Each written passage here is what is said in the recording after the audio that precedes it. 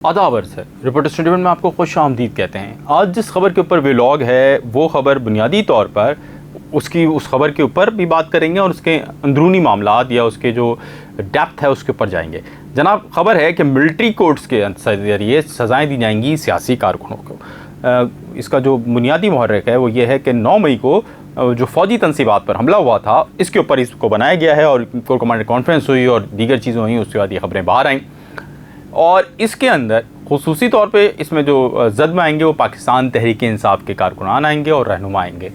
याद रहे कि रिपोर्टर्स 21 के ही प्लेटफॉर्म से आपको बताया गया था कि 3 फेज़ के अंदर ऑपरेशन जो है वो प्लान कर लिया गया है और इसके बाद पाकिस्तान तहरीक इंसाफ की हालत बहुत ख़राब हो जाएगी, क्योंकि पाकिस्तान तहरीक इंसाफ के ख़िलाफ़ एक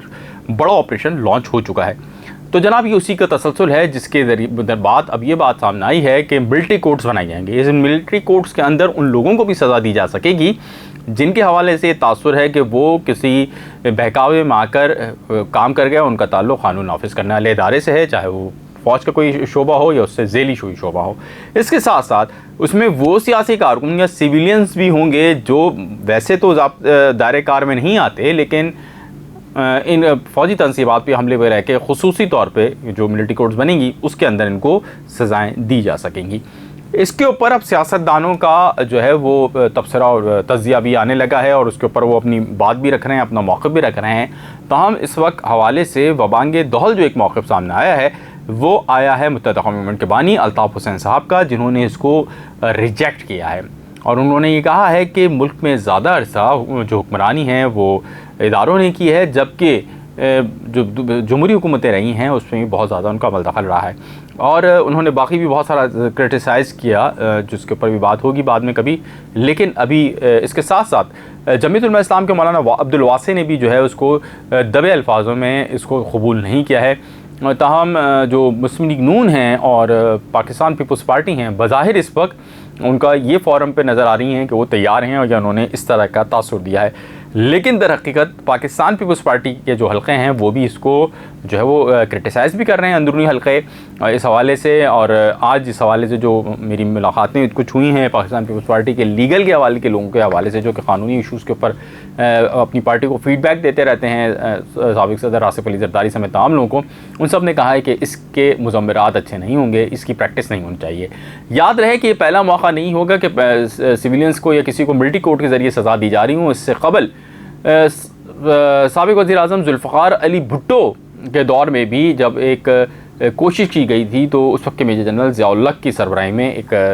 मिलिट्री कोर्ट बनी थी जिसने सज़ाएँ सुनाई थी, जिसके बाद कुछ नरमी जो है उसमें उन सज़ाओं में ज़ुल्फ़िकार अली भुट्टो की हिदायत पे की गई थी। तो जनाब, ये वो सूरत हाल है कि जब मिलिट्री कोर्ट्स बनने जा रही हैं, पाकिस्तान तहरीक इंसाफ के ख़िलाफ़ ऑपरेशन तेज़ कर दिया गया है। अब ये जो गिरफ़्तारियाँ हैं वो 3000 के करीब पहुँच चुकी हैं और 3000 तक पहुँच चुकी हैं पूरे पाकिस्तान के अंदर। और इस हवाले से कई ऐसे वाक़यात भी सामने आए हैं जो कि अफसोसनाक हैं, जिसके हवाले से अपोजिशन जमात ने कौमी असम्बली के अंदर भी अपोजिशन के अरकान ने बोला है कि इस हवाले से हमें माज़रत करनी चाहिए, जिनमें ख्वाजा आसिफ का नाम भी शामिल है। और इसी तरह अब ये बहस भी शुरू हो गई है कि मिलिट्री कोर्ट के हवाले से कि अगर मिलिट्री कोर्ट बनती हैं तो मिलिट्री कोर्ट के ऊपर सबसे पहला सवाल ये होगा कि अगर जब आप सिविलियंस को सज़ा देंगे तो क्या आप उन अफसरान को सज़ा नहीं देंगे जिनकी नेगलिजेंस की बिना पर इतना बड़ा मामला हुआ, क्योंकि लोगों को रोका जाना इतना बड़ा काम नहीं था। आखिर लोग क्यों नहीं रुके, ये सवाल अब उठता जा रहा है। और ख़ास तौर पर जैसे ही मिलिट्री कोर्ट के हवाले से बात सामने आई तो अब एक दबाव इदारों पे ये भी होगा कि उनको अपने अंदर इन अफराद को तलाश करना पड़ेगा जो कि सॉफ्ट रवैये रखते थे पाकिस्तान तहरीक इंसाफ के साथ, या उन अफराद के साथ जो आए, उन्होंने शोहदाए वतन की जो मुजस्मे थे उनकी बेहुरमती की। इसी तरह उन्होंने वो तैयारा जिससे कभी दुश्मन नहीं उतार सका, दुश्मन नहीं गिरा सका, उस तैयारे को उन्होंने आग लगाई, यानी MM आलम की तैयारी की मैं बात कर रहा हूँ। इसी तरह मुख्तलिफ़ जगहों पर उन्होंने जो कोर कमांडर हाउसेज़ हैं वहाँ पर दाखिल होने की कोशिश की। याद रहे कि ये तमाम जो कोर हाउसेज़ होते हैं यहाँ पर ऑफिशियल सीक्रेट्स भी होते हैं, कुछ ऐसी दस्तावेज़ात भी होती हैं जो कि बहुत सीक्रेट होती हैं और वो आम लोगों के लिए नहीं होती। तो जनाब, जब ये पूरी नज़र आतिश हुआ, चीज़ें हुई, तो उसके अंदर ये भी गुमान किया जा रहा है कि वो चीज़ें भी जल सकती हैं। ताहम इसके हवाले से पूरी तफ्तीश जारी है और वो इस वक्त तक कोई उस तफ्तीश के बारे में बात करने को तैयार नहीं है या ज़बान खोलने को तैयार नहीं है। लेकिन ऑपरेशन बहुत सख्त शुरू हो चुका है और जो पीटीआई है उनकी चीखें निकलना शुरू हो गई हैं पीटीआई कारकुनान की। और ऐसे में एक दो आवाज़ें चल रही हैं मिलिट्री कोर्ट्स के हवाले से और इसके साथ साथ ये एहतिसाब के हवाले से भी। ये एहतिसाब का अमल जो होगा या तहतीर का जो अमल होगा, ये अमल करना पड़ेगा इदारों, खुल के बोलता हूँ, फ़ौज के अंदर भी। क्योंकि ये बात भी तो है कि जब इतनी बड़ी आपके पास लोग थे, इतनी तादाद थी, आप कोर का हेडक्वार्टर था, तो आखिर क्या वजह है? ये सवाल है जो तमाम लोग उठा रहे हैं कि आप उनको नहीं रोक सके। जो प्रोटेस्टर्स आ रहे थे, गो कि उनकी तादाद इस कदर ज़्यादा नहीं थी। मैं एक मिसाल के तौर पर बता रहा हूँ कि इससे कबल जब नामुस रिसालत के इशू पे बहुत बड़ी रैलियाँ हुई और उस दिन आम तातील का ऐलान था, तो हमने कराची में यूएस कौंसलेट की तरफ जाने वाले लश्करों को देखा जो कि अवाम की एक बड़ी तादाद थी,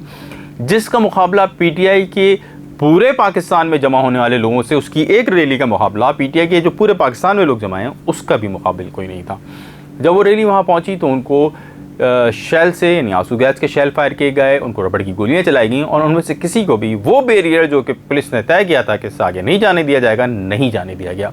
तो आखिर क्या वजह थी कि इतने सारे जो झेली शोबे होते हैं, कोई रिस्पांस फोर्स होती है, इसके साथ पुलिस होती है, रेंजर्स होती है, आखिर कोई भी इस्तेमाल नहीं हुआ और मुजाहिरीन वहाँ पहुँच गए जहाँ उनको नहीं पहुँचना चाहिए था।